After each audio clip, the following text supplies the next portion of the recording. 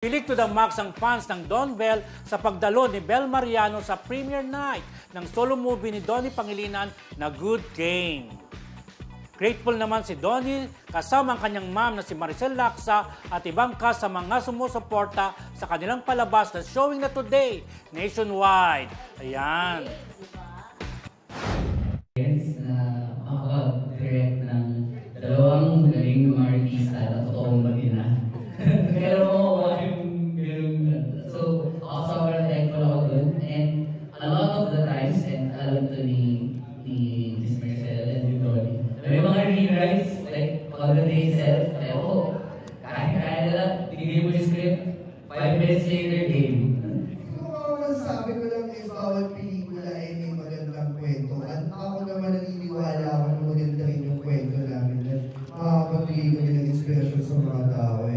Sana mapiliin ko na suportahan natin ang lokal na pelikula Pilipino. Maraming salamat. Yun yun.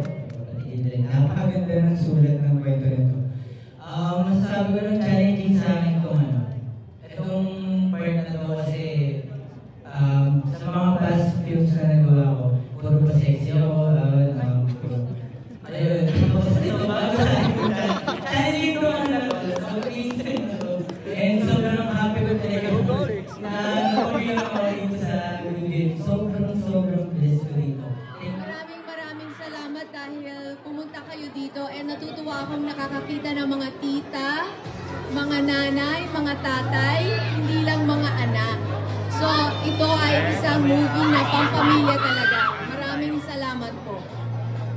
And of course, Donnie Pangilinan! What's up, SM Mega Mall? Grabe. Ito na yun, guys. Ito na. Ito na mga hinihintay natin lahat. Grabe, maraming salamat po, guys. Kasi, totoo nga, kaya na nating sumabay. Kasi ito na yun. Bukas na po, mapapanood nyo na po ang pelikula namin. Nationwide. Ay, thank you. Love you. Salamat. Pero, ayun guys, sobrang malaking blessing po ito. Lalo na kasama kayo dito lahat.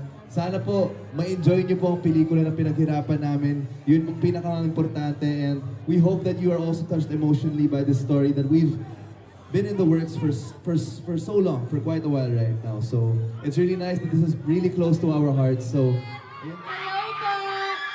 Grabe, thank you so much sa lahat na nandito. And also, I just want to congratulate Nato and Tita. Congratulations on your movie. I can't wait. Guys, let's support Gigi. Ang daming may inspire na tao dito nga sa movie ko. Thank you. Ayan, friendship kahapon.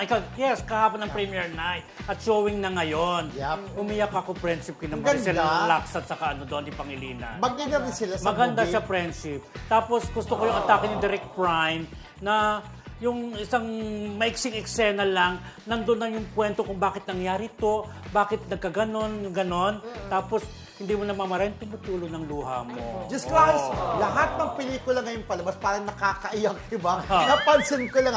Pero ang nakakatuwa dyan talaga, at least nakapag-solo na ng pelikula itong si Donnie at tinignan niya siguro at ng management niya yung script na maganda kaya tinanggap. Pero ang isa pang maganda dyan, yung love team niya ay nandyan sa premiere na lalong kinatuwa ng Don Bell. Di ba suportahan? Alam mo ngayon ko lang na diba? Naramdaman ulit yung maraming tao sa premiere night, maraming fans ang sumisigaw sa labas. Maraming fans ang Don Bell. At alam mo, friendship, siyempre ang magkasama sa red carpet si Donnie at saka si Maricel Laksa dahil sila naman talaga yung nasa pelikula. Tapos, hindi umiksena si Don. Si Bell. Wala siya sa eksena. After ng ilang minuto, saka lang lumabas sa red carpet si At least, yun ang maganda na parang hindi naman nila movie to together, diba? Yes. Pero nandun siya para sumuporta. Ikaw, anong masasabi mo? Yes. Gusto mo rin ba, boyfriend mo or kalab team mo, partner mo, susuporta rin sa premiere night?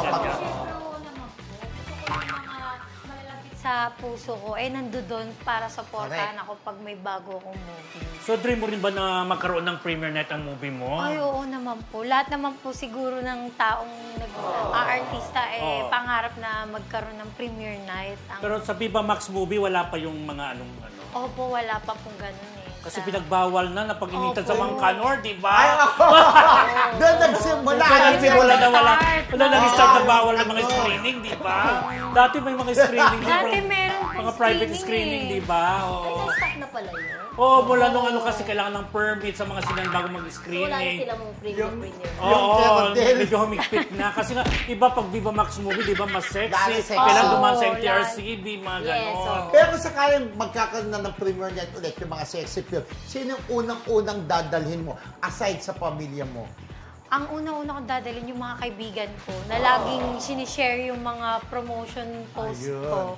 Sila talaga yung una kong dadalhin. Sila yung mga nakakatulong, di ba? Oo. Hindi nila ako ginajudge kahit nasa Viva Max ako. Correct. Instead, tinutulungan pa nila ako na i-promote yun. Yun. Pero may boyfriend ka ba ngayon? Yan. May nanliligaw pero hindi ko pa focus eh. Gusto mo rin ba i-display pag may premiere night ang boyfriend mo? Ikaw. Pwede. Pagka... Para may dalawang isa. Nagdalang isip mo? Depende sa management? Depende. Depende sa management. Minsan may mga ayaw, di ba? Ayaw. Pero alam mo, friendship, panoorin po ninyo yung ano, lalo yung mga gamer, makaka-relate yung mga bagets, yung mga games.